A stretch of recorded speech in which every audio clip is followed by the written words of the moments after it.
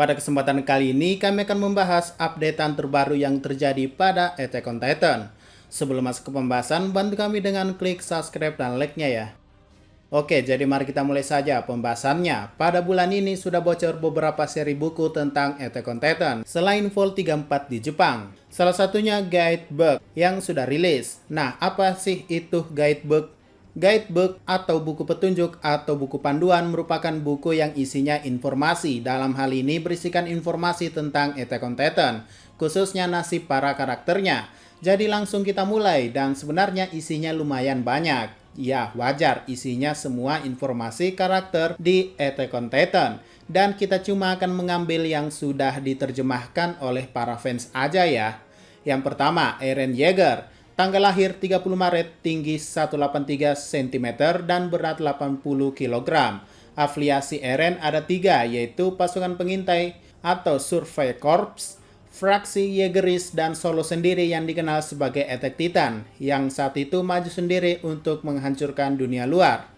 Setiap karakter memiliki teks di samping karakternya yang merupakan kata-kata favoritnya, yaitu karena kalian penting dari siapapun, jadi aku ingin kamu berumur panjang. Ya, kalimat ini diucapkan oleh Eren kepada teman-temannya saat di kereta dulu, dengan harapan bahwa Eren dapat melindungi teman-temannya.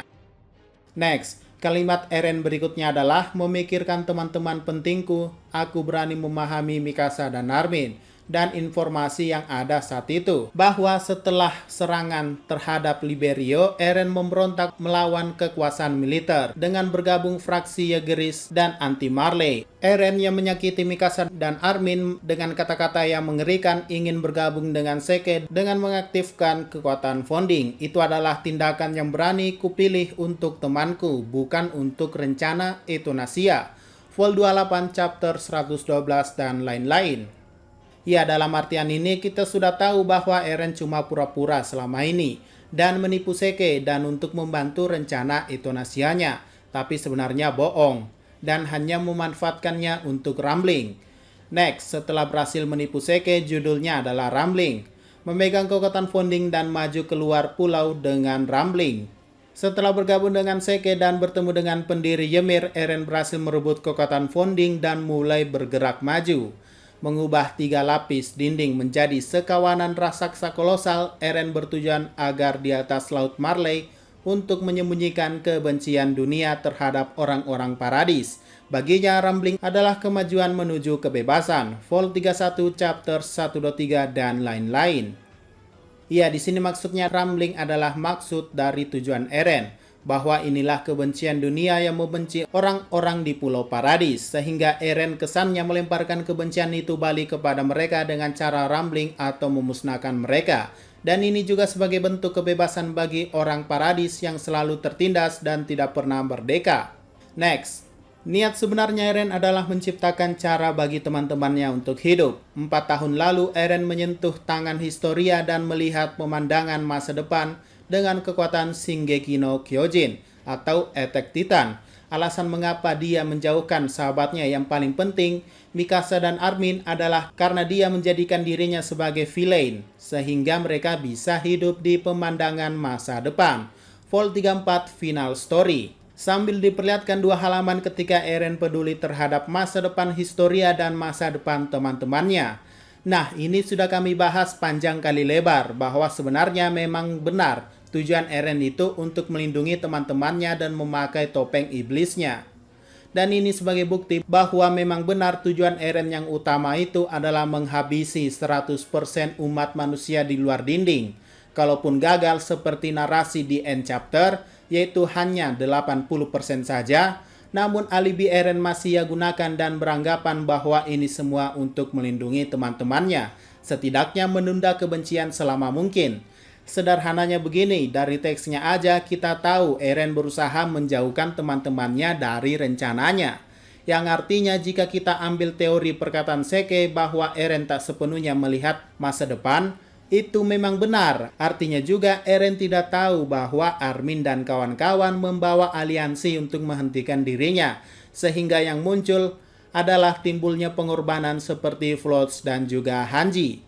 Ya, sebenarnya Eren tidak tahu itu, tapi bukan berarti kedatangan Armin dan kawan-kawan bisa mengendorkan tujuan Eren. Tidak seperti itu. Itulah mengapa Eren terus melangkah maju walaupun rencananya menjauhkan teman-temannya itu gagal. Oke, kita lanjut untuk Mikasa Ackerman. Tanggal lahir 10 Februari, afiliasi pasukan pengintai, tinggi 176 cm, berat 70 kg. Nah, untuk ukuran wanita Mikasa itu tinggi banget ya. Aku ingin bersama Eren, itu satu-satunya keinginanku. Jika aku bisa mengungkapkan perasaan jujurku, aku bertanya-tanya apakah Eren tidak pergi dengan penyesalan seperti itu. Mikasa mengejar Eren. Aku ingin hidup untuk Eren dan hidup bersama Eren selamanya. Perasaan itu bukan karena garis keturunan keluarga Ackerman, tetapi karena keinginan tulus Mikasa. Volume 34, chapter terakhir, dan lain-lain. Yap, maksudnya kurang lebih adalah Mikasa mengejar Eren karena rasa gelisahnya dikatain Eren bahwa aku selalu membencimu. Dan perasaan Mikasa kepada Eren adalah murni perasaan cinta, bukan dari keturunan Ackerman. Artinya juga penjelasan soal inang Ackerman itu tidak benar adanya. Dengan kalimat favorit, bahwa Eren kembali pergi jauh. Aku hanya itu. Oke, next. Untuk nasib Historia, anak dan suaminya. Historia Reis, tanggal lahir 15 Januari, tinggi 145 cm, berat 42 kg, afiliasi Ratu Negara Eldia. Setelah itu, ia melahirkan seorang anak dengan seorang pemuda dari kampung halamannya dalam dunia tanpa Titan yang dipercayakan oleh Eren. Ia menemukan harapan bagi Armin dan yang lainnya sebagai Ratu Eldia, volume 34, chapter terakhir.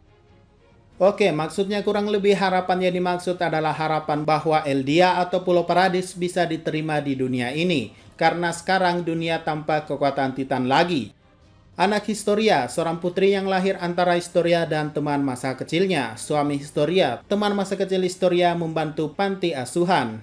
Ya, sudah fix ya, anak ini dan orang ini adalah putri dan suami Historia. Jadi stop please, sudah cukup buat teori tentang Erehisu. Dan terima kenyataan pahit ini bahwa memang benar Historia sudah menikah dengan Farmer Khun. Oke, next, Armin Arlert. Tanggal lahir 3 November, tinggi 169 cm, berat 56 kg. Afiliasi pasukan pengintai, komandan ke-15 pasukan pengintai. Di akhir menjadi terpojok, buang mimpimu dan pilih masa depan. Aku telah mencari solusi melalui diskusi, tetapi dengan melihat cara hidup Magat dan akhir hidup Hanji, aku bertekad melawan Eren untuk menghentikan Rumbling. Namun Eren yang membebaskan dirinya tidak meninggalkan gagasan bahwa pasti ada niat sejati yang tersembunyi. Mengetahui niat sebenarnya, Eren setelah pertempuran, dia memilih untuk membawa dosa-dosanya bersamanya, seperti chapter terakhir di volume 34. Ya, sesuai timeline, Armin menjadi komandan pasukan pengintai terakhir setelah Hanji tewas digeprek Titan saat itu. Dan ternyata Armin ingin menghentikan Eren adalah karena jalan hidup Magat dan akhir hidup Hanji. Mungkin dari sini Armin sudah mengambil kesimpulan bahwa apa yang dilakukan Eren itu tidak benar dan harus dihentikan. Dan di end chapter dijelaskan bahwa Armin membawa dosa-dosa Eren bersama dirinya. Maksudnya kurang lebih adalah, walaupun Eren pelakunya, tapi Armin bertekad menanggung beban Eren juga, yaitu dengan cara menjadi duta perdamaian di akhir chapter.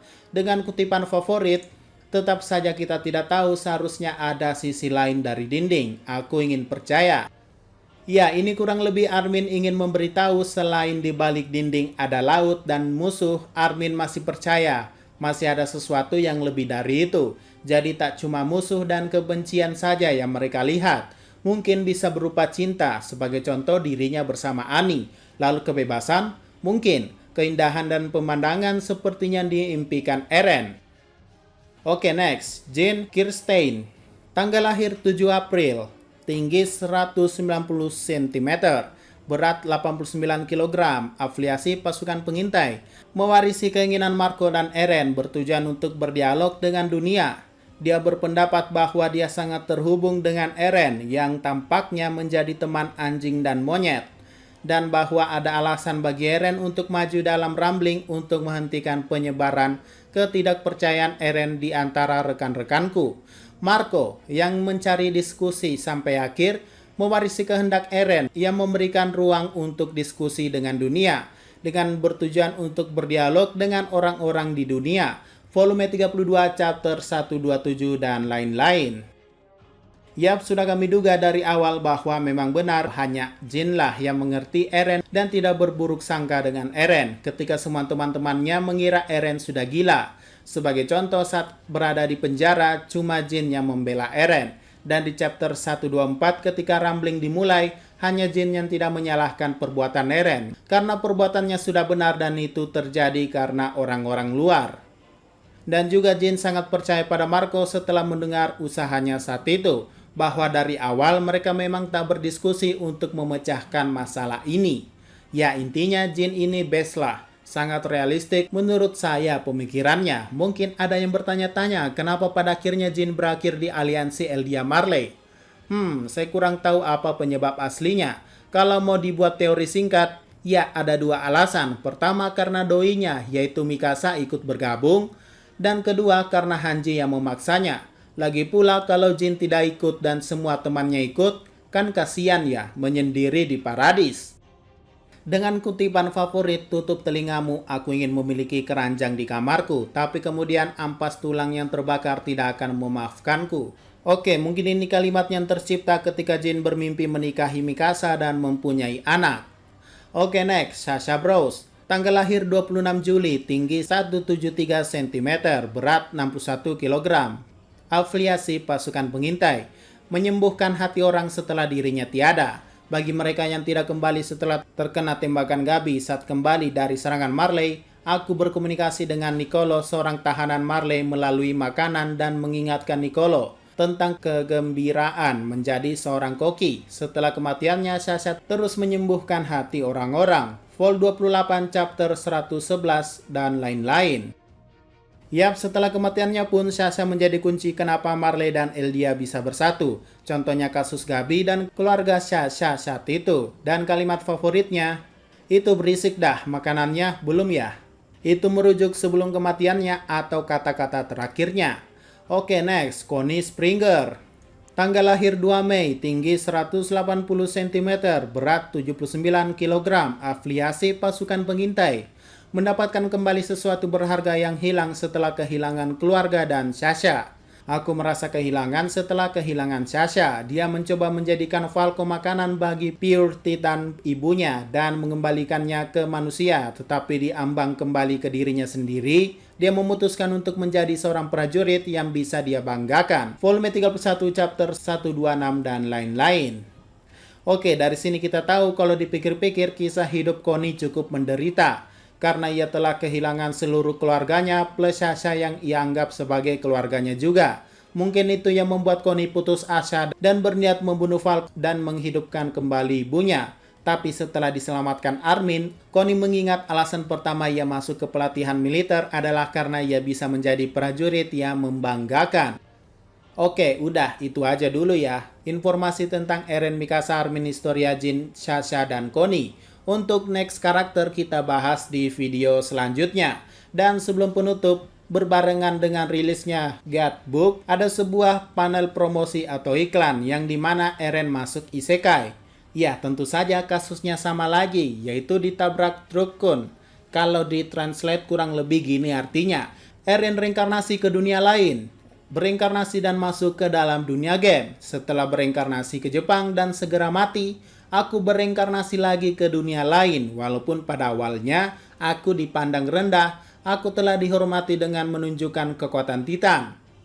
Oke, next kita langsung menuju ke dialognya, di mana Eren berkata begitu ketika di belakangnya ada truk kun yang ingin menciumnya. Lalu tiba-tiba ia berada di dunia game. Si NPC berkata, apa yang salah dengan orang ini? Dan Eren juga melanjutkan kalimatnya, ini di mana? Dan si NPC berkata, aku tidak yakin, dia kelihatan lemah. Itu dia monster, lari, kita tak bisa menghentikannya. Dan tiba-tiba Eren berubah ke wujud titannya dan langsung menginjak monster yang datang tersebut. Dan Eren pun langsung kembali ke wujud manusianya dan berkata, oh, apakah aku menginjak sesuatu? Sambil garuk-garuk kepala kebingungan. Dan semua NPC yang di sana berteriak kaget tak percaya. Dan di teks bawahnya bertuliskan, silakan saksikan real ending dirimu sendiri. Atau dengan kata lain, ini cuma candaan alias bikinan orang yang ingin membuat ending dari Attack on Titan sesuka hatinya. dan ciptakanlah ending yang kamu mau. Jadi cerita tentang Eren itu tidak asli atau original ya. Itu cuma buatan fans yang berhasil masuk ke dalam halaman iklan ini. Oke, mungkin itu saja pembahasan pada video kali ini. Jika ada pertanyaan dan masukan, silakan komentar saja di bawah ya. Sekian dari pembahasan kali ini, jangan lupa like, share, dan komentarnya ya.